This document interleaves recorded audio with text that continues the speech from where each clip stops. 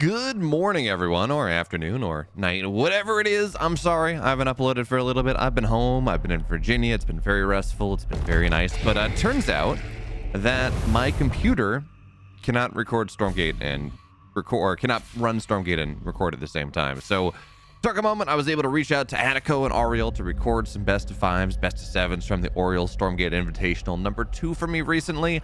And now I can finally get my hands on it. We actually get a chance to cast some Stormgate. It's a beautiful thing. So, welcome back. Sorry I haven't been as active as I would like to be, as we're going to find our way into game one of this series. This is, of course, TheoRy versus Scan. Scan's in the bottom right. That's the red. He's going by TDG, I guess, on the server. But this is Scan. He is the SSL, or I guess the Soop Starcraft League Terran player now. Of course, TheoRy is one of the best, if not the best, Infernal players coming out of North America. And this is just an exciting series. Aureil, regardless of anything else, does such a good job of getting awesome players. Really good players playing in their tournaments. And this one, again, it's no different. We got MC, there's Snockstar, there's Grimmy, there's TheoRy, there's Scan, there's a whole bunch of other players. So I'm excited to see how this is going to work out. But in this game #1 on Lost Hope, it's going to be horizontal spawns for right now, which means that there's not a massive speed camp advantage one player has over the other, which is what you're always really looking at on this map. Sometimes if there's a vertical spawn and you just go and someone has a speed camp and someone doesn't, and the game just ends. Nice job there coming out of TheoRy, making sure that he holds the brute swipe, the brute sword, to make sure that the scout doesn't go and steal that, even though it does do 12 damage now. I want to say is the number. It's +4 and +2, I think. Maybe it's 14 damage. Anyways, scout against light creeps do a lot of damage, which was a very nice change. I think that was a very useful change they made in 0.2, whenever the balance patch was. No, it's 0.1.3. Really nice change. And also, you know, as we talk about new changes here, we can see there are a couple new particle effects. It's not a ton. You will see that some of the infernal structures in particular have marginally better textures. I think the ritual chamber is the one that really makes a difference for that, but also, you know, the anti-armor debuff is something that is a little bit more toned down. Actually, I haven't really had a chance. I've been home in Virginia. I haven't had a chance to see a lot, but I'm hoping the speed camp is a little bit more toned down as well. They added a ton of lightning effects in the most recent patch, or most recent graphical patch before this one. And you know what? It's visible, but it was just a little bit overtuned. So I'm hoping that one is tuned down just a little bit. And in fact, actually kind of interesting here, TheoRy didn't really bother. He took the camp, but he didn't really bother to get the buff out of it. So that's kind of surprising. You would think that you would want to make sure you have the speed camp so you continue your progress around the creep camps just a little bit more. But for now, we talk about the creep camp. Of course, we talk about this creeping motion that we see coming out of TheoRy, because this is the early game, and Lost Hope is a map that has a lot of creep camps to it. It has a position where you really do want to go and dedicate yourself towards making sure at least you get your half of the map. And so we do tend to see players, even though this is a 4-player map, we do tend to see players go and delay their expansion a little bit, get more creep camps. Is kind of the idea, at least Infernal players. Vanguard, maybe less so. That being said, the point that I'm trying to make here is that TheoRy, yeah, his natural is a little bit slower, but he does have that greater shrine just about done. And as we take a look at the Ethereum he's got lined up, he's got about 100. He's getting himself maybe towards Gaunt Drops. We're gonna have to see. Yep, there we go. Gaunt Drops are gonna be the name of the game. So you're going to have, of course, the ritual chamber done. That's going to give you your plague axes, and then, well, you're going to get a harbinger on top of it, and 8 gaunts into a main base on this horizontal spawn, where you just have direct access from the natural of the infernal player to the main base of the Vanguard, is potentially going to be really good. Now, is it going to work out? I don't know. We'll see. But it is an interesting idea. Now a bunch of these fiends do not want to contest these 3 lancers. They're all level 1 at the very least. It's just not a good idea. So that's not going to be a thing, and the speed camp's going to get slowly taken here. But TheoRy playing around the other side, right? So even as his opponent is starting to creep that much more, TheoRy's going to go try to backfill a little bit and see what other camps he can try to get. And this is actually really surprising as we take a look at things. So generally, on this map and a lot of maps, we see Lancer play. We see a lot of kinetic redirect type of ideas. But Scan in this game says, no. Okay, my Lancers are good enough on base level. It's going to be fine. I'm going to play defensively. I'm going to get a third base. And in the meantime, let's get quick draw. Let's make my Exos that much stronger, because if you can just keep poking away, they can be very nice. For now, though, attacking into this position feels, yeah, you know, all the Gaunts are not home, but this feels like a very difficult position to attack into. Meanwhile, TheoRy on the other side has the Harbinger there, not really doing anything with it for the moment. Yeah, he's just kind of in aggro range, and this is a bit of an issue because he needs to either bring it home and fight and go flank his opponent's army, or do something with it on the other side. So there we go. Now it's going to go up, but the flak cannon's there, which means it's not really going to do a lot, and teleportation right back home. So this first drop that TheoRy did sell out for a little bit, right? You know, his third base was delayed slightly. He did commit to this early shrine. That's a lot of Therium. That are things that are not, say, Magmadons or Weavers or Hellborn or more upgrades, or unlikely a tier 3 shrine, but it's not anything else. So a bit surprising to see him. Well, a bit unfortunate if you're a TheoRy fan to see that happen, but the pressure from Scan worked out. He was able to go and force TheoRy back. TheoRy's multitasking was not really up to the task in that harass the first hand, so he just took a lot of damage on the Harbinger, didn't really get a lot done, and now we start to create the bigger camps, because that's the stage of the game right now. TheoRy definitely was not able to go, and you know, when you're looking at your first couple brutes and, you know, maybe a couple fiends, it doesn't make a lot of sense to go and creep the main base or to creep the big camps. But now that that is available, TheoRy is going to get the Luminite base, or the Luminite creep, excuse me, maybe get a Therium creep too, and start to get himself set up for an additional fourth base. Meanwhile, this is Bio coming at a Scan. Interesting thing though, as we point this out, now he does have, I'm assuming eventually he's going to get kinetic redirect, even if he doesn't have it already, but he has Lancers. Certainly he's got a lot of quick draw hustle Exos, but I'm a little surprised to see him not rushing up towards tier 3. Not even for Graven. Depending on who you talk to, Graven are good units, they're not good units, you know, it depends. But even just getting a survival protocol, even just getting a blade of armor, making sure that your bio ball is that much stronger is a very useful thing to do. So I'm a little surprised that we're not seeing that happen. As TheoRy drops the effigy. It's, you know, it's not a ton of Animus, and it does, you know, eventually he's gonna force the scout on out of here. It seems like, oh, never mind, that's the Luminite camp. I was gonna say, like, seems like the speed camp's not really giving any particle effects this patch, but we are good for there. So for now, Machine Lab is done, as we see players, you know, just scouting around at this point, figuring out where exactly they're gonna go. It's a double Hellforge play coming out of TheoRy, and that is, we do not see, for the most part, Hellforge upgrades. You do not see Brute upgrades for the most part, but they did buff the Brute buff. They did buff, what is it, Soulforge Ascendants? They did make it so that you have a little bit longer of a buff when your Brutes turn into Fiends. So that attack speed buff, I want to say, lasts a little bit longer. So they did make, maybe it's going to be viable now. You really don't see, for the most part, you really do not see Infernal players get the Brute buff. It just does not tend to be something that they consider worthwhile. But in this case, we do have double Hellforges. I would love to see if I had a code click on that, but that's fine. So he does seem like he's going to commit to that a little bit, which is cool, right? That's not something that we see all that often.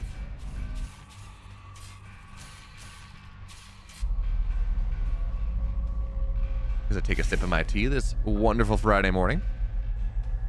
So yeah, maybe we're going to see, I think certainly he's going to get Magmadon. Well, that actually might be for Molten Touch, actually. Anyways, he is getting, again, double Hellforge tells us that he does want to put a commitment towards these Vault units. And how exactly that's going to work out, I don't really know. For now, this has just been a lot of posturing coming out of both players, right? How can I go and take things? How can I go get resource camps? How can I go control the center of the map, as we can see TheoRy doing that right now?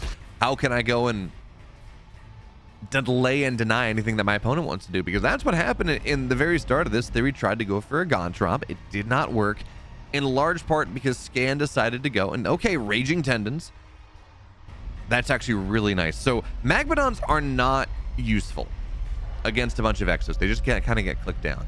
up until the point that Raging Tendons is done. Once Raging Tendons is done, you are much happier, because at that point, 25% move speed buff means you get on top of the exos. You don't just get move commanded and toggled back down and you're just really sad. It doesn't happen.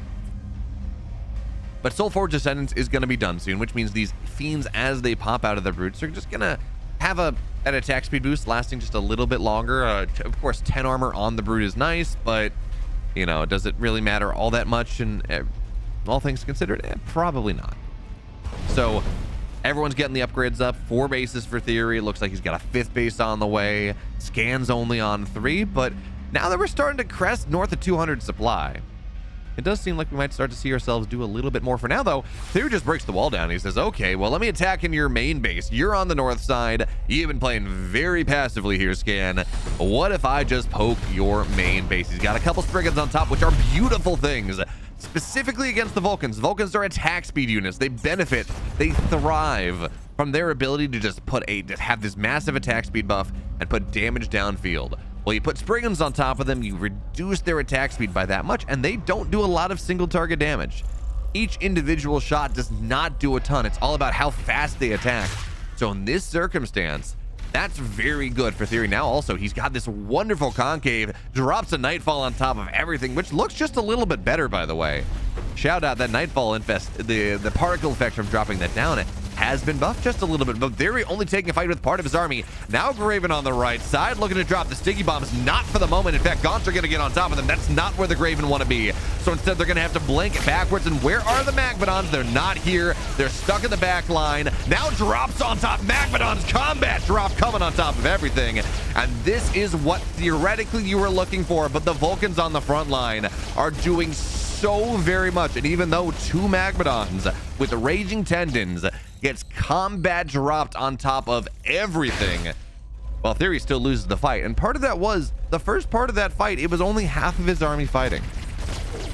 The first part of that fight, it was like the right side really doing whatever it could, and honestly, without Hellborn on the top, without anything like that, without a dragon to just make fiends happen more, it just wasn't it was not quite enough. And with these Vulcans, the Vulcans didn't die. No Weavers against the Vulcans means that you just don't have a lot of single target damage. You don't have a good way to go knock the Vulcans down. The Spriggans are technically okay, but just really not enough. And we can see how little damage the Magmadons do, or how quickly they die once that happens. So TheoRy is going to be forced to tap out and Scan.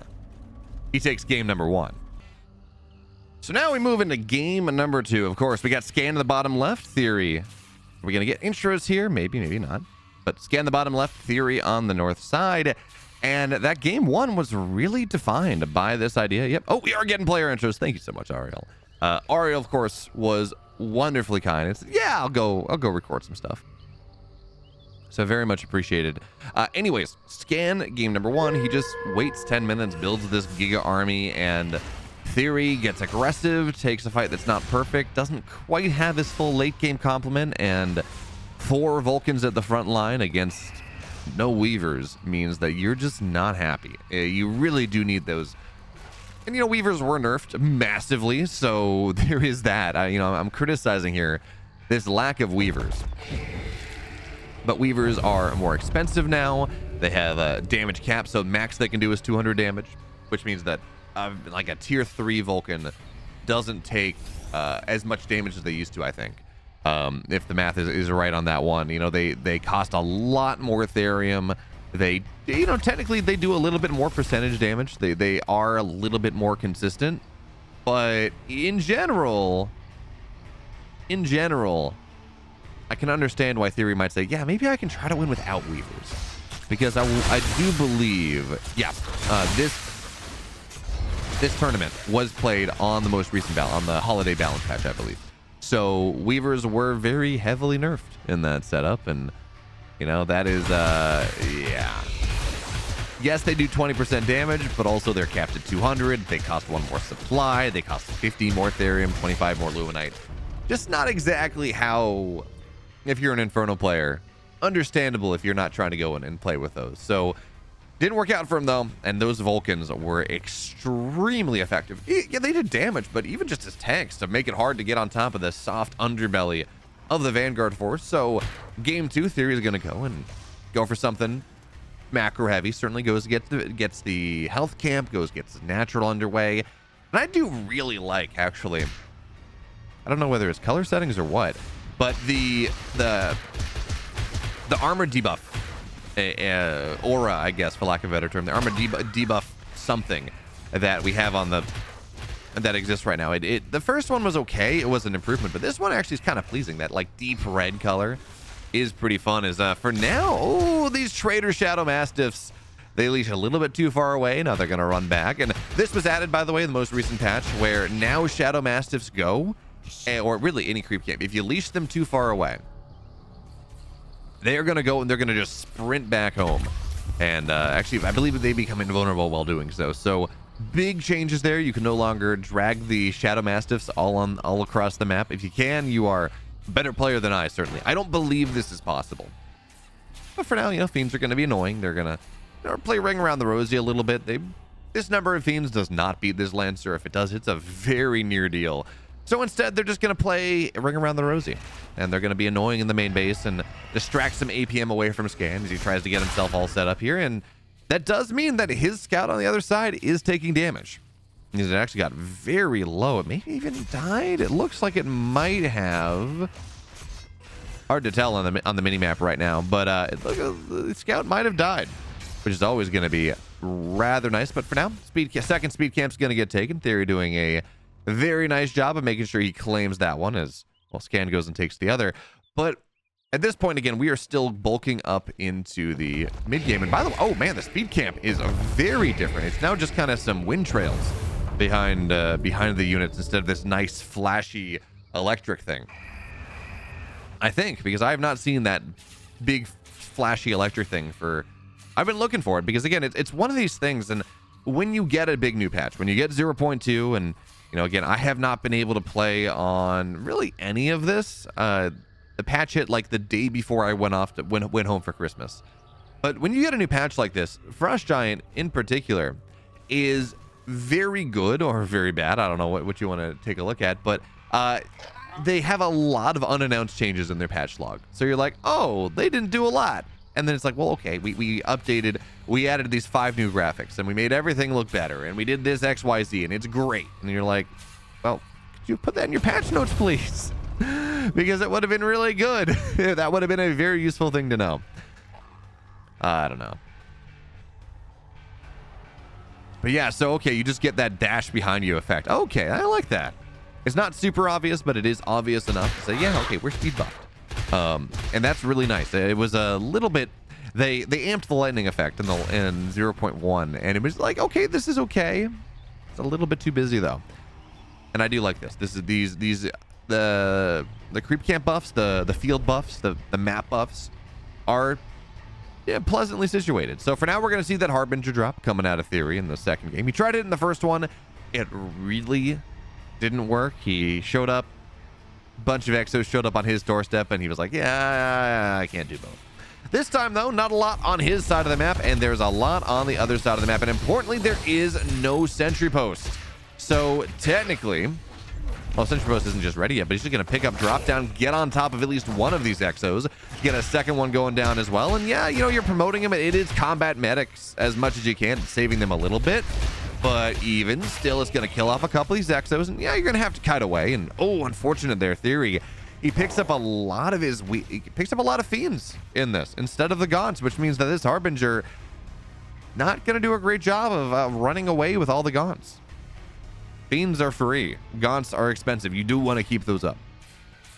Now, what's also really interesting is we take a look at things here is the fact that, well, when we talk about Gaunts, you know, these little bipedal, they're throwing bone axes. If you saw the interview I did with Alan the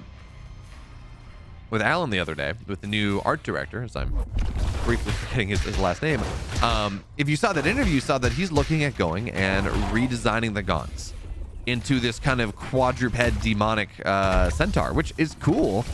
But I wonder if that's going to change how many can fit inside the Harbinger. You know, it's like you got 4 legs versus 2. You're not quite as efficiently vertical as you might otherwise be. As now this drop it's just going to be forced back, and it's not finding the value that TheoRy would like to find. He's gotten a couple Exos. That's really nice, obviously, but it really hasn't shut the economy down to this Vanguard player down really all that much. And okay, Soulforge Ascendant's on the way once again. TheoRy saying, yeah, with the buffs to this buff, the buffs to this upgrade, I think it is worth getting now.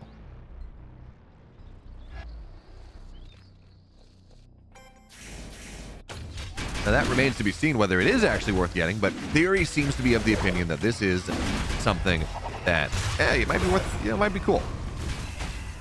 And of course that increases the attack speed of Fiends. Sorry, I thought it increased the, I forgot about these changes. I was like, oh yeah, it makes it last longer. No, it doubles the attack speed buff and gives Brutes 4 more damage. It takes them from 20 to 24, which, yeah, I'd say that's worth it at that point. For some reason, when I read that upgrade change, I thought I skimmed over it wrong. Yeah, plus 4 damage, which is effectively a 25% damage buff, 23% damage buff on every single Brute, plus your Fiends are better, is a significant buff. So for now, TheoRy's just going to show up into the natural and see what he can find. He's got a couple Spriggans, he's got these Gaunts, he's got the Brutes, and yeah, the flat cannon's going to be annoying. It's going to get damage done on top of whatever it can find. His Scan, I believe those ramparts were on autocast, because he goes and drops a protect on, drops a shield on top of the exo turret when there's no pressure, which is not really what you want to do. You want to drop that reinforce right when things are getting attacked. Otherwise, it's not all that useful. So this pressure continues, drops the Harbinger just a second to get some Shroud down so you can drop an Effigy on top of it. But I don't really see a world where this attack from TheoRy is going to work out all that well. It's just, I mean, it's a good infest. It really is. It's going to plumb up the gap, but this SimCity from Scan is just not viable. Yeah, Soulforge is done, and the Gaunts are better than they used to be. But plugging the gap like that, just the SimCity is just not something that you are going to break as TheoRy unless you got a bunch of Hellborn. And even then, it's not going to be easy. So for now, he's going to go. He's got map control. The creeps are going to be his for the most part, although Exos target the Effigy down. It's fine. They were all infested anyway, so he does get the Fiends. But point being, at this point, I feel like unless you get Hellborn or lacking Hellborn, this is going to be a difficult position to attack into. And TheoRy's trying. I mean, to his credit, he's rotating around. He's looking for positions that may or may not be viable. But it's going to be a struggle, and I'm kind of surprised to see him not trying to go kill these mech bays. At this point in the game, given what TheoRy has, Vulcans would be very good. But instead he's like, yeah, I'm just going to kill barracks, and I feel like Vulcans are... delaying Vulcan production is a far more useful thing to do. As for now, the Gontrop's going to continue to be annoying. The Harbinger's there. It's not the fastest unit, so certainly Exos, once they get sped up, they can start to try to target this down, and seems like players are focusing elsewhere because we have a Harbinger. It's just sitting there menacingly.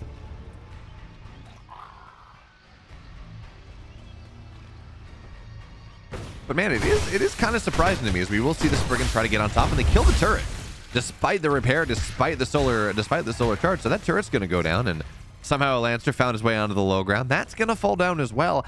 I'm a little surprised we don't have an Elder Shrine. Even just the Shroud HP regen is a useful thing to have, but on top of that, yeah, TheoRy is not saving his Animus. I think that's really important to point out. He's on 36. He's been spending Animus on getting more units out. He's been spending Animus on getting Shroud out on the map. These are things that do mean that eventually it's going to be a lot longer to get the Dragon up.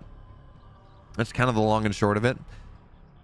So that is kind of worth talking about, and it does surprise me a little bit. But the other thing is, again, he's not really focusing on getting this Elder Shrine up, despite, not really having the not getting the upgrade. I mean, the tier 3 upgrade that means your Shroud is 50% bigger is massive. We see him getting Seismic Slam, which does that for the Harbinger, but he's not getting that for the rest of his army, and he's not going to have Raging Tendons, right? He's not going to have Molten Touch if he moves into Hellborn. None of these things are going to be available to him, really. It seems like he wants to hit this timing, but man, the Vulcans without any sort of Weavers to deal with it are very scary. Vulcans without Weavers is kind of whatever, or against Weavers, at least in the old patch, kind of whatever. It can go both ways. It generally tends to go the way of the Vulcan, or it tends to go the way of the Weaver, but In this circumstance, when we're looking at 5 Vulcans right now, they each have, what, 540 HP before buffs, something like that, going up even higher as they continue to get promoted. This army that Scan has built for himself, despite the fact that TheoRy has a supply lead, feels very hard to kill. It feels like you really do need a dragon doing 90 damage and attack off the top. Feels like you need a weaver, a couple weavers at the very least, even if just to stun the Vulcans and get that percentage damage going down. And I understand why he's choosing not to do so, but for right now, gonna look for the seismic slam on top of everything. Is not gonna land at the moment. And here the Hellborn come on forward. The Harbinger just not doing anything here. It's just sitting, it slams down, but doesn't stun anything whatsoever. And these Vulcan, with everything, are standing strong as long as they can. More Vulcan on the high ground. The Concave just feels way too good. The Nano Swarm keeping this last Vulcan alive, and eventually TheoRy, it feels like he's just gonna run out of damage, run out of HP. Everything gets targeted down. The seismic slam was a day late, $1 short. And TheoRy, he was up about 50 supply going into that fight. Now he's down 30. This just did not work out for him in the slightest. And now Scan's got 3 bases. He's got 4 bases. He's got this big army. He's remaxing. He's gonna, theoretically, if he wants to, he can go take the high ground. And not only would theoretically taking the high ground be nice, it would mean he would be able to take some of these effigies down. And those effigies are very, very important. Also, when maybe I'm not giving the Magmadons their fair hit. You know, Magmadons were buffed as well in the most recent patch. They do 50 damage to heavy, so 30 damage plus 20 to heavy. So, you know, maybe theoretically, but it takes, if 2 Vulcan do 100 damage a shot, they still, it's like 5 or 6 shotting Vulcans, right? But maybe they're 450 HP. They've changed around a lot, but point being, even if you are doing bonus damage to heavy, not just with the stomp, but just with the actual attack, even if you're doing that, you know, it's not great. The dragon is out though, and this is something we did not have in the last game. We were saying, hey, this should be a thing. This is something that is sorely lacking from TheoRy's army. 90 damage, 90 target damage, 90 point damage, plus the ability to just easily infest everything is rather important, to the point where, you know, given the dragons on the map now, I'm a little surprised we don't have Medtech System Shock. That does feel like something that might be rather useful to A, get your units away from the Magmadons, and B, just to remove infest if possible. But for right now, I mean, this is a nice position to be in. You're sitting there on the high ground, you got yourself set up, and I'm looking at the spot, and again, it just doesn't look great for TheoRy. He has the dragon now, he drops the Shroudstone Manifest, but that's just gonna die. It's not where the fight's really happening, and at this point, how do you contest this army? There are so many. Not only, by the way, are these Exos, they're tier 3 Exos. They're heavily upgraded. We see Infest cast on top of everything, but this Nano Swarm, this wall of Vulcans makes it so hard to attack anything. Flaming is coming from the side, though. That might be what you need. But because there's survival protocol and because the medtechs are here, nothing is dying.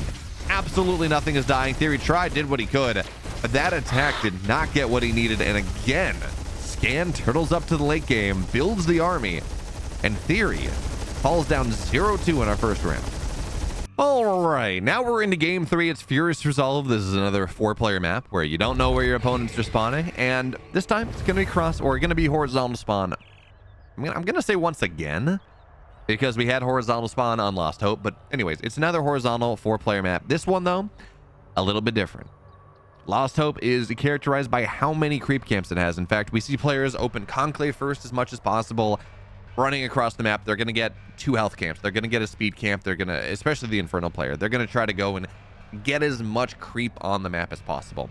This map does not quite have the same benefit.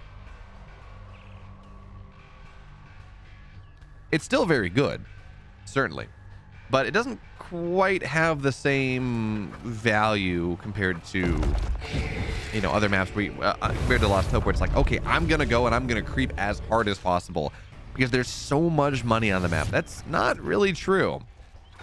There are 2 health camps, there are 2 speed camps.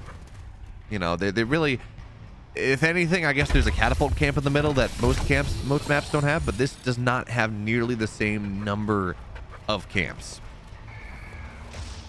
as it otherwise would have. All right, as it does you know, as say Lost Hope does, or even Boneyard or something. So on this one, we will see TheoRy still open Vault first. He's going to put it aggressively on the map a little bit. That allows him to go get a little bit further into the map and creep just a little bit more, get on top of that speed, or get on top of the health camp just that much faster, right? And these are optimization plays.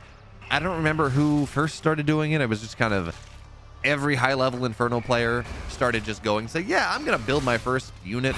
I'm going to pull like the first imp onto the map, and then I'm going to build a couple, and then I'm going to go and whenever I have the requisite money to go build my vault, I'm going to build it right there, and it's going to be a little bit further on the map, and that's fine. So just waiting for the second brute to arrive. You can start creeping with one, but it gets a little dicey. Just get your second brute out. So second brute's going to start to go, and they're going to start to wail away at the health camp as the natural goes down. And Scan, for his part, he did go command foes first. Did the Bob overcharge thing that you can do where you go and you overcharge right as the Bobs are going out of range, so the overcharge lasts as long as possible. You get your natural up as quickly as possible, and you don't have a lot of map control. Yeah, the scout can be annoying. That is always going to be the case, but you know, you don't have a ton of map control, sure, but you build up your economy very quickly. In what was it? In a recent patch, in maybe it was 0.11, they went and they said, hey, you know, we've noticed that Vanguard has its economy is a little slow.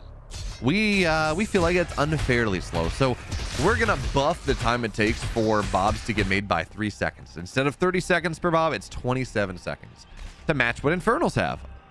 Sure, but Infernals have to spend their imps on building structures, and that's not something that you really got to do as a Vanguard player. So it's this awkward scenario where if you let a Vanguard, certainly once they're on 3 bases, you let them go, their economy develops incredibly fast. No, not as fast as Celestials, but Celestials are their own thing, and they probably need a pass to even up their economic curve, because it's weird.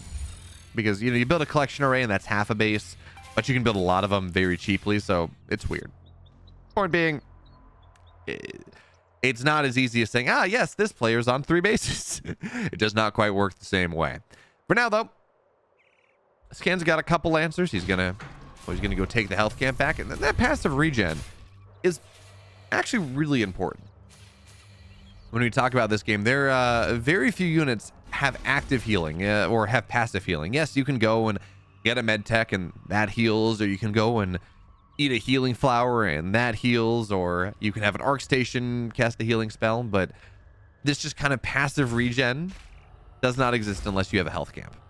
And so when we talk about Lancers, and really importantly, Infernals have no way to regenerate HP. When we talk about this setup, it really matters a lot to have at least one health camp available to you over the course of the game, and that means that this north side position from both players is going to be something that is going to be, if not intensely fought over, relatively heavily fought over,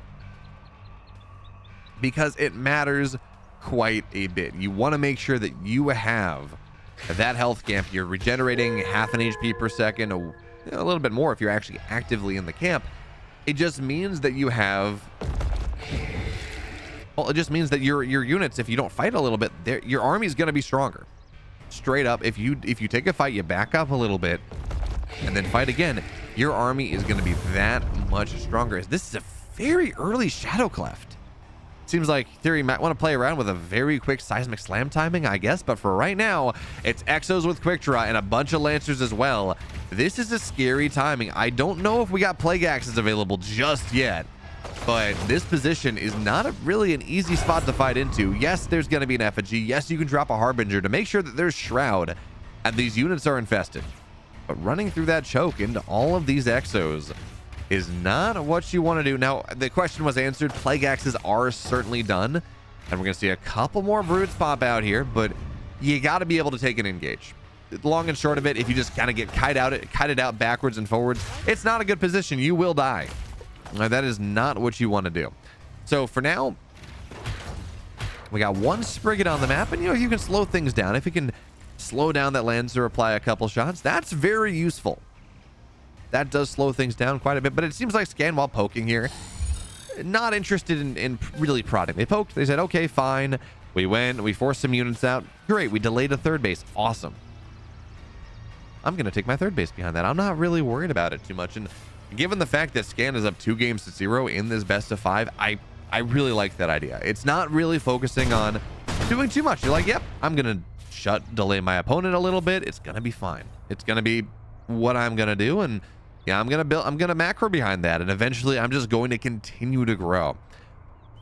By the way, the new trees, they look pretty nice. I wasn't really paying too much attention. I've always been one of these people that, while I really do appreciate the changes that Alan Dilling is making, I don't really care about the art too much. I'm like, I want the game to feel good. I want it to be fun. But I will acknowledge that the new trees, they do look a lot better. They are stylized in the proper way. As for now, a bunch of Gaunts are going to drop down, give themselves a fiend, pop back up, and this Harbinger is not all that low. Hasn't taken a lot of damage, all things considered. It's a little bit, but remember, when it drops down, it's in Shroud, so it regenerates white health. And that helps out quite a bit.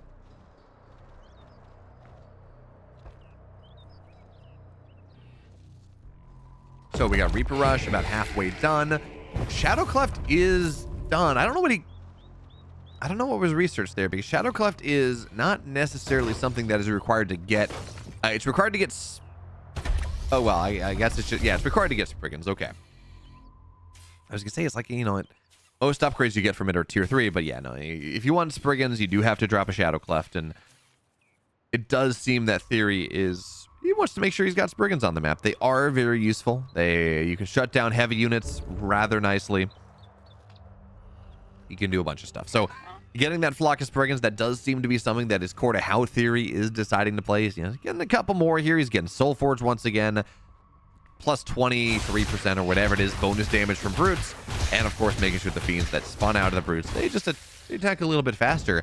But we got a timing right now. A rocket launcher is on the way. Nice drop there coming out of TheoRy as well, making sure that he goes and denies the Therium mining as much as possible. So that's going to be fun. And I mean, Medtechs are trying to do damage, but not really all that successful. And ooh, V5 looking for a shot. Doesn't really land. And the second most recent balance patch in 0.1.4, they did buff the projectile speed specifically of the Atlas. And it does feel a lot better, I think, but I don't think they did that for the V5. That seems to be a little bit more dodgeable, which is kind of funny because you would think a rocket would be a little bit faster than a projectile, all things considered. But for now, playing around, the shots are good. They're not doing a lot of damage though. That is, I say it's not doing a lot of damage, but they do land fairly nicely. What gets on top of the army, but we're not seeing the Gaunts get damage done on top of these Exos just yet, which is fine because that's a beautiful Nightfall, and you get through the Lancer core. If you can get through the Lancers, the Exos die. That is the long and short of it. You are faster. You have Reaper Rush, right? You have this ability to get on top of these very useful, very powerful, but rather expensive and rather exposed units. The Lancers are the important beef line up until you get Vulcans. You need to keep these Lancers alive, and if they go down, the Exos do not want to fight. They cannot fight. It's just not a good thing.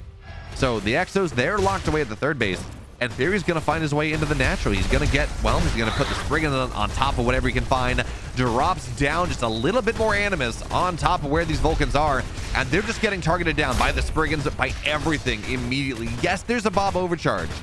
Sure. Yeah, but it's not as strong as it once was. And it just means that there's going to be more splash damage. The Bobs are going to get taken down a little bit more. It doesn't look like there's Seismic Slam available, but these Exos, there's nowhere for them to run. And high command, if it's done, it's only just barely done. It's not really something that we don't have survival protocol, I don't think. There's nothing that really keeps these Exos alive that lets them last that much longer. More Infest goes down, and overcharge is going to be done soon. There's not a lot left in this army. And at this point, the Spriggans can just kind of rule the roost. Yes, technically, Spriggans are not as good against Exos, but when it's 5 Spriggans versus 1 Exo, yeah, it's not going to work out. So TheoRy crunches through, finds his timing, kills the Lancers, kills the Vulcans, and he takes a map on the board. So, game 4 here, TheoRy showing signs of life. It was looking pretty rough. We saw 2 games that were the same thing. TheoRy goes, he takes to the late game, and Scan says, ha, that's funny. No, you don't. And kills him. Granted, those were bigger maps. And then we go into Furious Resolve, and TheoRy hits a timing where he separates the natural in the third, kills off all the lancers, so the Exos can't really fight without lancers, not against that army. Shuts it all down, and then, well, you saw what happened. He gets into the natural, kills off everything, and Scan is forced to tap out. So we're going to move into a much smaller map, though, which, you know, generally I would say favors the Vanguard. Vanguard tends to be a race that does a very good job pushing, a very good job getting aggressive, running through the middle of the map, hitting these Lancer timings that can be rather nice. But in this game, well, in this series, it seems like Scan is the one that is benefiting from the late game a little bit more.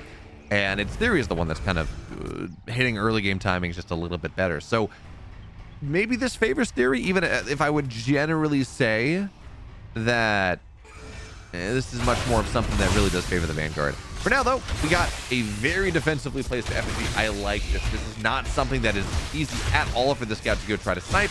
And that matters quite a bit because, well, as I said, it's not going to be easy for him to snipe, and he's still going to get sniped anyways. He gets the brute down as well, slows down the creeping by a reasonable amount, but a second brute should arrive, and all you're trying to do here is delay, maybe go, and oh, he got it. Oh, that's rather nice. Scan goes, and he gets one of the health camps, and does that matter at the end of the day? A ton? No, not really.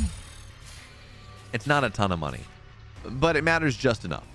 Right, so it's a bit of, it's like, you know, it's like a Reaper killing a Ling, and probably actually more impactful, but it's like a Reaper killing a Zergling in the early game of StarCraft 2. Does it matter? Arguably. Is it a moral victory? Absolutely it is. It's a big deal. Oh man, these Mastiffs getting on top of the Hexen is not really what you want. If the Hexen gets low enough, Scout can absolutely start to have some fun with it, but for now, doesn't get any more, I don't think. So creeps go down. We should see the natural come down from Theory. In fact, yep, it's on the way right now, setting the wall up as well. And this is just our early game. Meanwhile, of course, Scan, he did the same thing he did in game 2 and maybe, or in game 3 and maybe more. He goes command post first. He goes and get himself set up, really just plays with the scout in the early game and develops that economy as much as possible. Delays Therium mining as much as possible, because what that means is eventually, if you just really dedicate to Luminite mining on top of everything else, you're going to be able to go and get more Therium mining eventually. You're going to have more production eventually. You can get a quicker third base. It's all about scaling into the early game as much, or scaling your Luminite mining as much as possible to enable everything else you want to do in the later game. That is one of the reasons why these single vault openings, which we're not seeing right, I mean, as much, we get 1-1s, but seeing these single vault openings are so useful because you don't have to get a bunch of early Therium. You can really delay it and eventually go back and take it, which is what we're seeing Theory do as well. You know, he's got like, I want to say 10 imps on Therium in the main bases. I saw a lot. Oh no, it's only 6, but it's a lot of imps on Therium in the main base because, like, okay, well, you know, I have develops my Luminite economy to the point where I can pull imps off and still mine a reasonable amount. I can still be relatively well saturated. Now, of course, when you take a look at this game, this game that's happening is, oh, the long distance little fireballs knocks the scout down. When we take a look at the context of this game, clearly this is going to be another drop coming out of Theory. This is how he wants to play. This is how he's been playing every single game. He's got the quick conclave. He's got a ton of imps on Therium, not a lot on Luminite on the natural, so that economy's not really there. But we should see a shrine or a spire go down rather soon. He's going to have plague axes.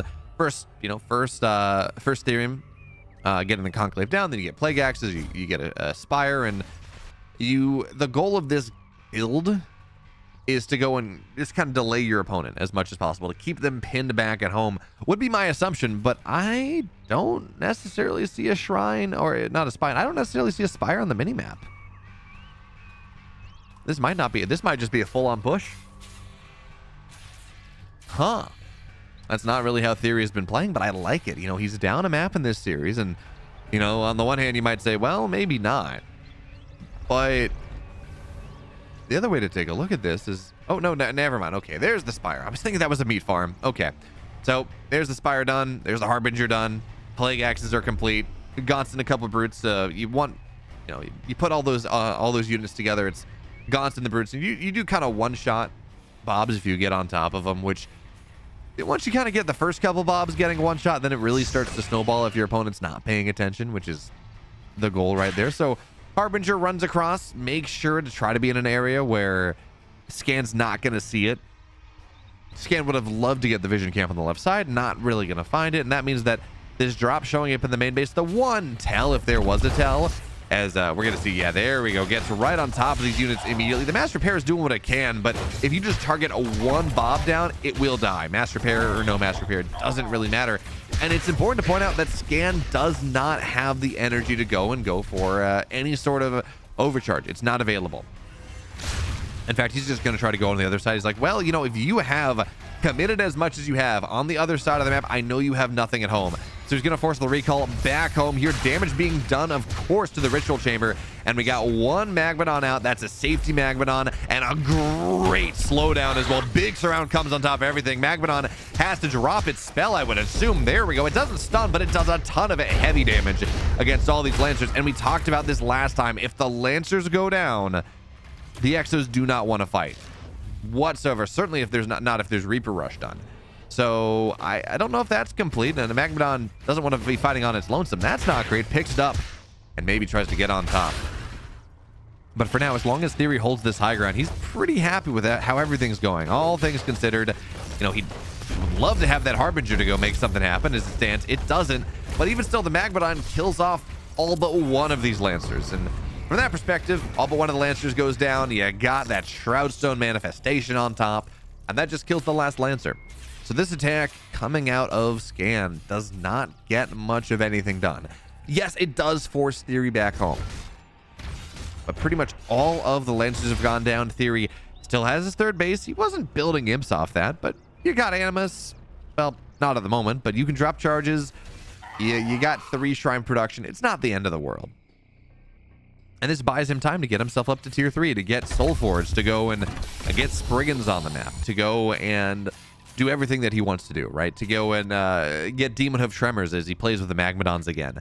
Do all of these things that provide him this opportunity to really put the hammer and tongs to the Vanguard player, which is the kind of how this matchup seems to be evolving in the most recent version, the holiday patch that actually doesn't have a number, funnily enough, but the holiday balance patch seems to be evolving in this way where it seems to be all about who can kind of get to these late games faster, because I would argue that the Vanguard late game is probably better right now. We saw that with Weavers being as nerfed as they are.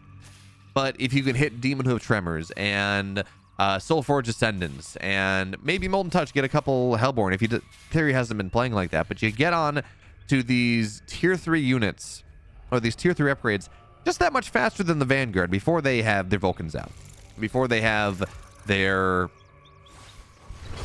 Graven out. Well, that can be very nice. So we're going to see how well this thing works out. But for now, you know, Therium Camp's going to get taken. TheoRy maybe posturing on the right side. And Scan, I mean, his army is good. He's got a bunch of med techs. He has what it takes to keep this army alive, for the most part. But really, med techs, they heal and they do a nice job keeping the bio alive. But med techs really come into fashion. They really come into favor when you have Vulcans or Atlas, really Vulcans or what matters, when you have them on the field and they're just able to make sure with Nanoswarm that the Vulcans just don't die. For this perspective, though, it was not a great start of the fight for TheoRy. Part of his army was separated away, but now he's going to try to get on top. Just a little bit more Lancers look to dive through the front line into the back line. No Magmadons here, but the Spriggans on the backside adding that much more damage on top of these heavy Lancers and slowing them down, making it harder for them to fight. TheoRy doing such a nice job. The Spriggans, they don't want to be fighting the Exos, and maybe that's a bit of a mistake, but making sure he gets on top, applies the debuff to the units that truly matter, to these Lancers, to these Medtechs. And once they go down, Exos don't do anything. It is all about making sure the front line dies so the back line can get dove. And when we're looking at like 1 or 2 Lancers, the back line is properly dove at this point. Spriggans on top of everything, and we are going to go to game number 5. So now we're going to move into game number 5 here. This one's for all the marbles. You win, you move on. You lose, you're just out of the tournament. And I think for either player, Scan has been grinding this game. He has been playing so much. He's been talking to top players. He's been having watch parties in the official Stormgate Discord where he just tries to figure things out. It's great. It's awesome. He's been doing a lot. But TheoRy, from really as long as the game has been in testing, has been one of the top North American Infernal players. Either player here losing out in the first round would be a significant disappointment for how far they expect it for themselves to go. And it's all on Secluded Grove, Game 5. This is not necessarily a map that I would say has a massive racial bias, or would say, yeah, you know, it's 70-30 Infernals, 70-30 Vanguard. I think this is a map that favors Scan over TheoRy. Again, given where we've seen their skill sets are. TheoRy is very good at hitting these timings, at killing his opponent, at winning in the early to mid game. And Scan is very good kind of once the game gets later, as far as we can tell. Now, some of that is maybe the Infernal late game has been nerfed a little bit. Maybe the Vanguard late game has been buffed a little bit. But as it stands, from what I'm seeing, from how these players are playing, very much is something that I think Scan, he wants the game to go later, and TheoRy does not want that to be the case. So on a map as big as Secluded Grove is, that theoretically, conceptually, maybe favors the Vanguard player. Maybe favors Scan.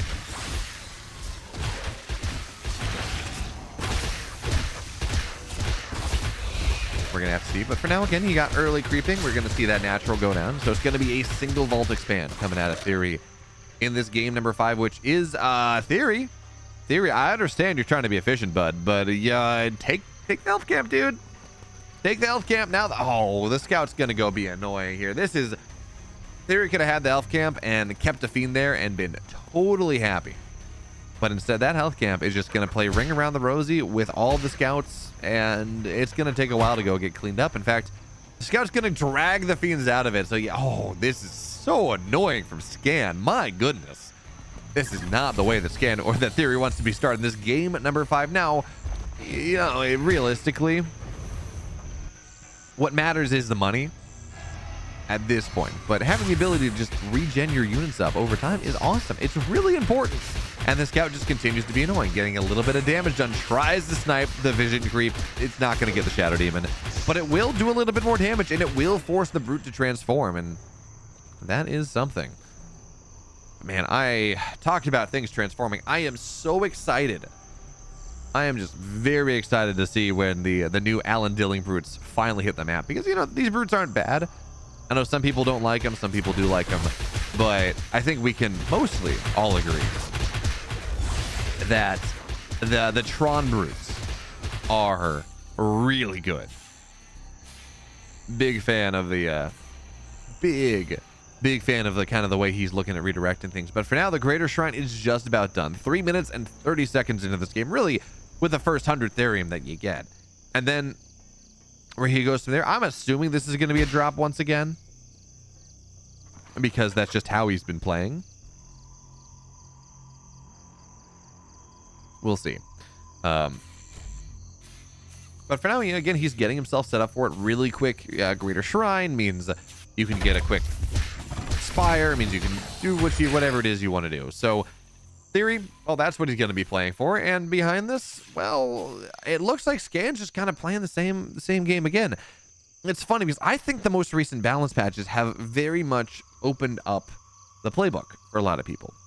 I think they have very much gone and theoretically made it a little bit easier to play multiple compositions. But it seems like in this series, TheoRy and Scan, they know the way they want to play. They say, I like bio. I like this bio push. I like the Gaunt drop. I think they have the greatest upside for the least downside, and I think it's just worth doing. So I'm going to keep doing this thing over and over and over again, and it's going to work. It's not going to work. They got 50-50 win rates. They've got 50-50 win rates.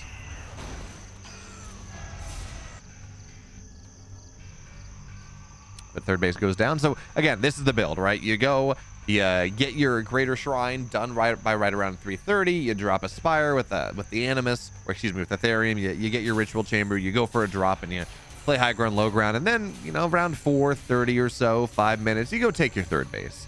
And you again, your economy is slower than the Vanguard is for the most part, because your third base even if you start them at the same time with overcharged quick build, their third base is going to be done faster. So your economy's not as fast as the Vanguard player, but you're hoping that your drop gets enough damage done. As I say this though, and maybe I'm just missing it again, do we have a shrine? We don't have a spire in the main base. I mean, we have shrine, of course, but this is a bit of a different build. I've been talking about how TheoRy's just been playing the same build over and over again because it had the bones of the same build. There is no spire in the main base. There's a Hellforge at the natural. This can give you Demon Hoof Tremors. This can give Soulforge Ascendance. But this army that TheoRy has, he's not going for drop play. And I think it's going to be very interesting to see how he is choosing to play this game, given that he's not playing the same build he's played for the last 4 games. This could be for quick tier 3. That is always going to be an option. This can just be, you're trying to rush up to like a Hellborn thing. You can move up to tier 3, and that's the goal. There were certainly some players that were going before the holiday balance patch, going for quick Weavers, going for Weaver pushes on this map, teleporting across the map and going for that. But Weavers now have to be teleported to, I want to say teleported to within range of a shrine. And also they're just not as good. So it looks like Hellborn are going to be the answer, and it's going to be just more kind of an upfront, really an upfront fighting army from TheoRy at this point. Harbingers are very good units. Harbingers are extremely good units, but they're 150 Therium, and they are expensive. So if you just want to try to take a fight straight up, Harbingers are not really doing it for you. You got to go and they got to be drop plays. So TheoRy, he's going to get his third base. He's opening up a path into the fourth base, or at the very least, even if he's not taking it, which I thought he might try, it does mean that if the Vanguard player decides to try to take it, he's going to have an attack path. Because once a player sets up in the middle position, and if you don't have the trees taken down, it's very hard to sit in the position to go take the trees down. So we're going to see exactly how this thing goes, but Soulforge is done. Elder Shrine, not on the way. So this is just going to be a big, like a bull rush, effectively. It's just going to be a big beef line push coming out of TheoRy in this game number 5. He's got 1 Hellborn, a bunch of Brutes, a bunch of Gaunts, and he's just going to try to run through his opponent before he's properly ready. This is not sophisticated. This is not some very fancy thing. This is just having a lot of stuff and running it up the gullet. That's the idea. That is the long and short of it. And we're going to have to see if it's going to work out. I don't know. Soulforge, plus 10 armor, plus 4 damage. Your Fiends do more damage. That's all great. That is all useful. But whether that's going to work out for him, well, we're going to have to see. I don't know. For now, though, TheoRy's not even considering a 4th base. He's got his... Okay, yeah, so he's got his 3 Hellborn. 3 Hellborn, they just about one-shot Exos. With splash damage, they do kind of one-shot Exos, so that's really what you're playing around. Gaunts, Hellborn, they're there to kill the Exos. Brutes just stay to the front line and they fight the Lancers, and you hope that you have enough. So let's see how this is going to go down. Effigy dropped preemptively to make sure you can get a second one soon enough here. That one, of course, with 100 HP, so it sticks around just a little bit more. Couple Gaunts caught in the front line, which is not really where you want to be. It does mean kinetic redirected Lancers are going to be able to get on top of them, but now we have the full HP, the permanent Effigy, just to fight here, to continuously apply Infest over and over again. The Hellborn not really doing the damage they need to do just yet. They're doing damage to the Lancers, which is something, sure, but really their job is to kill the Exos, to splash down the Exos so the Weavers can do that much more. And it's a little bit awkward now because the goal here is to separate the natural and the third, but ideally you're putting the army on the third base. If the army's in the natural and Vulcans are showing up, it's not really viable. So TheoRy's going to go for this push, and it had opportunities. The army was scary, but I don't think this is going to really...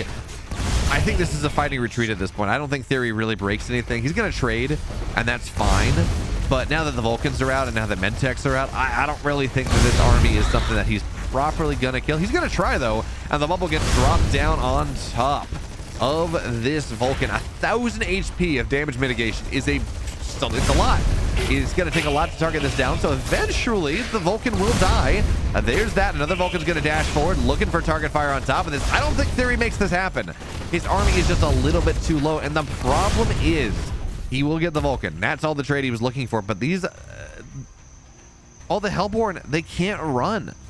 once the exos get excited, you're not really running easily.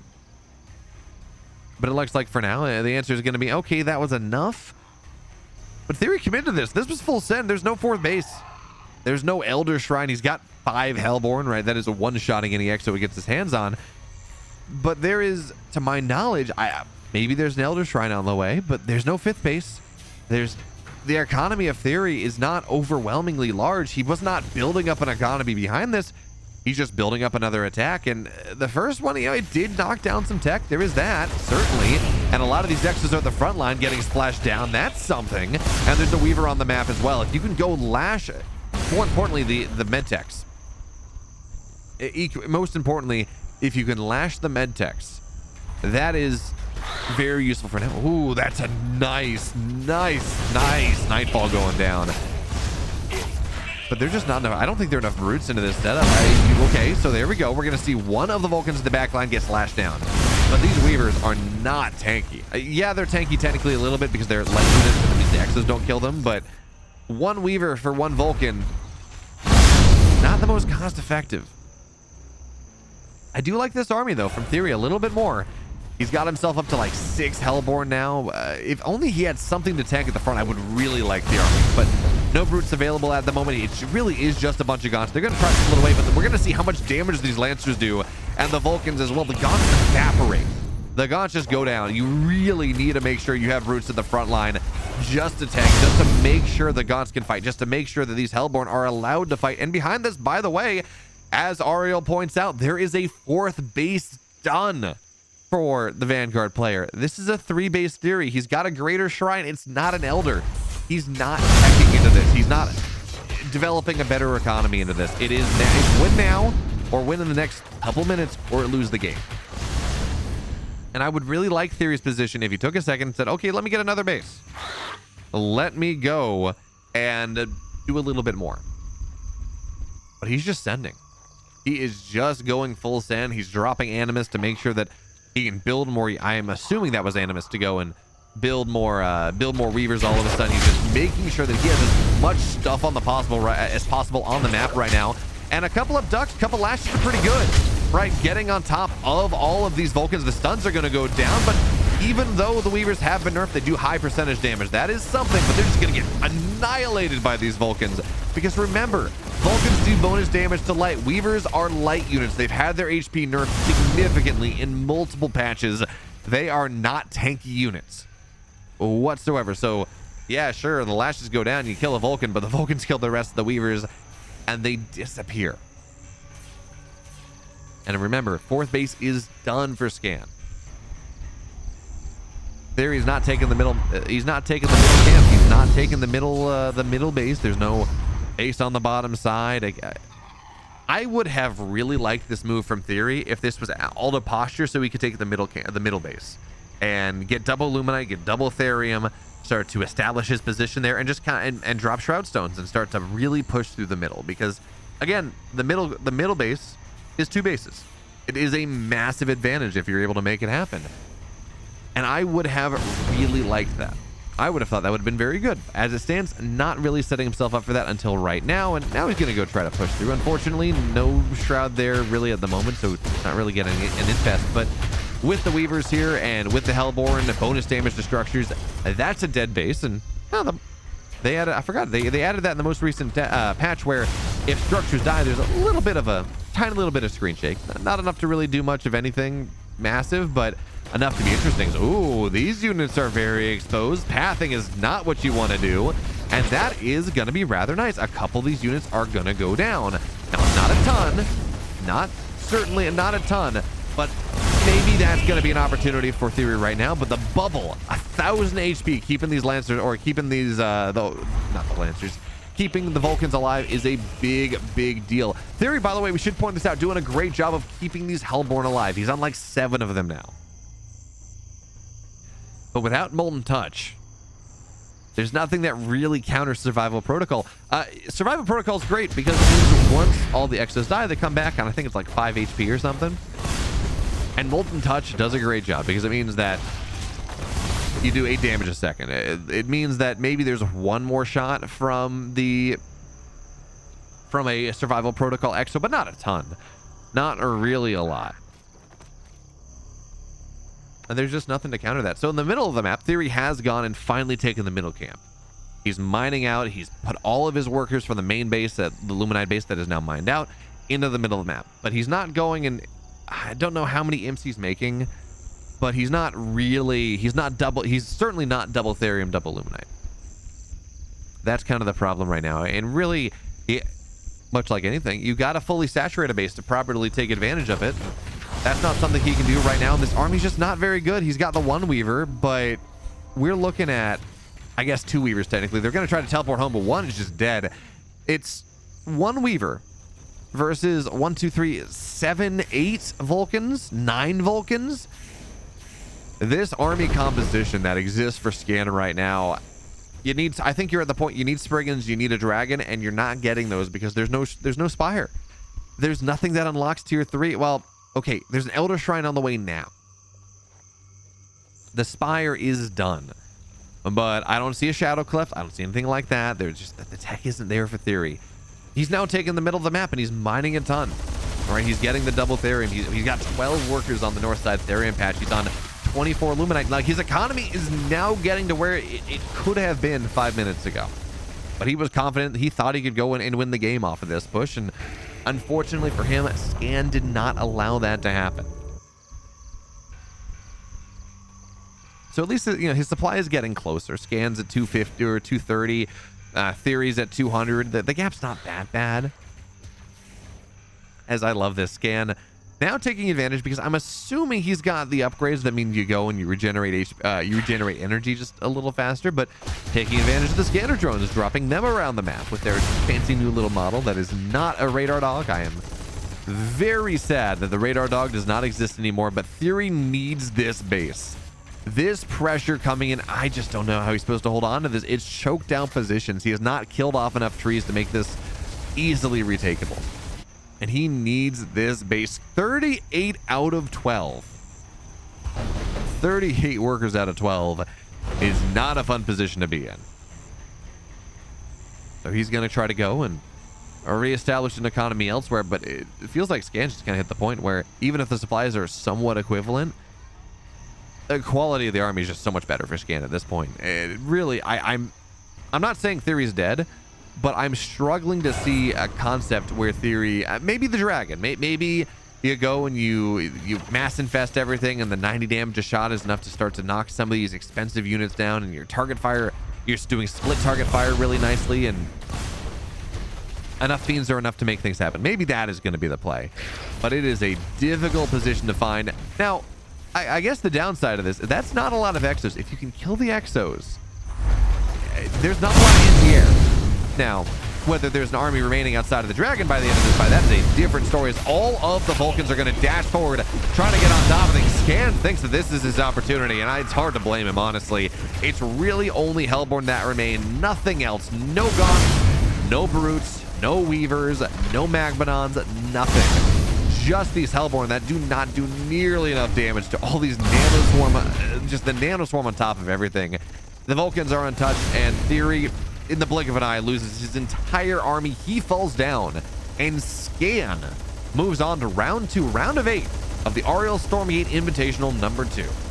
Of course, if you like this and you want more, make sure to go sub to the YouTube channel. It helps out quite a bit.